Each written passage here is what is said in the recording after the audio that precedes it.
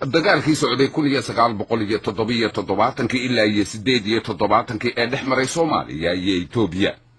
madaxdaasi waxaa ka mid ahaa hogaamiyaha dalka Cuba ee la yiraahdo Fidel Castro iyo saraakiil isaguna ka tirsanaa dhinaca dalkii la oran jiray waagaasi midowga Soviyeeti. haddaba marka aynu u soo noqono dagaalkii dhinaca Soomaalida sarkaalkii ugu sarreeyay ee dagaalka hogaaminaya waxa uu ahaa General Maxamed Cali Samatar ama sarreeye guud Maxamed Cali Samatar oo isagu ah ninka Soomaaliyeed ee darajo ciidan halka ugu sarreysa ka gaaray oo aan shaki ku jirin in badankiinu aad wada garanaysaan marka laga reebo intii garashadoodu ay indha dilaacsatay dhowr iyo 10 sanadood ee ugu dambeeyay. haddaba waxaa noo suurta gashay inaan waraysi la yeelno General Samatar oo haatan isagu ku nool waddanka Mareykanka oo aanu filanno in dad badan oo na dhageysta ay aad u dhageysanayaan oo ay ugu dhagtaagayaan waxa uu oran doono General Samatar sababtoo ah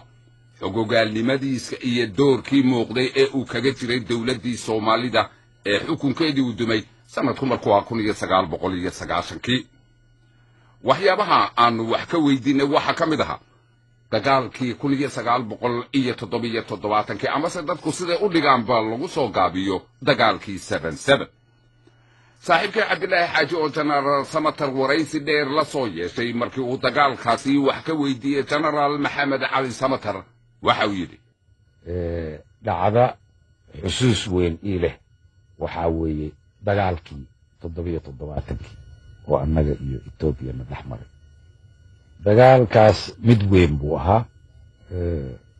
taariikhda way xusaysaa kutub badan bay ku qoran yihiin dugsiyaa la iska baraa al'aana dowlado badan baa dugsiyadooda dagaalka ka dhiga dagaaladaas aynu annaga iyo Itoobiya gallay na dhex maray. dagaalkaas wuxuu ahaa dagaal si fiicanna aynu u qorshaynay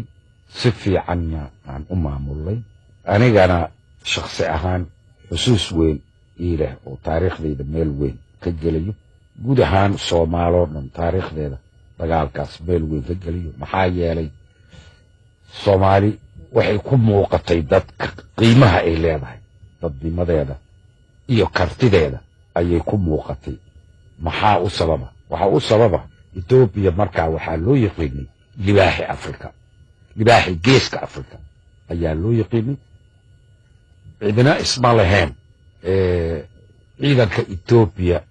ciidan ishortaagi karo ayaa Afrika ay leedahay cidna kuma fikraynin markaa. laakiin ciidankii libaaxi geeska Afrika la baxay bisad baan ka soo saaray muddo bilooyin aanan badnayn gudaheed. haddaanan loo soo gurmanna dibadda aan looga soo gurmanin oo dowlada waaweyn iyo ciidamo badan coalition ciidamo isbahaystay badan ayaan u soo gurmanna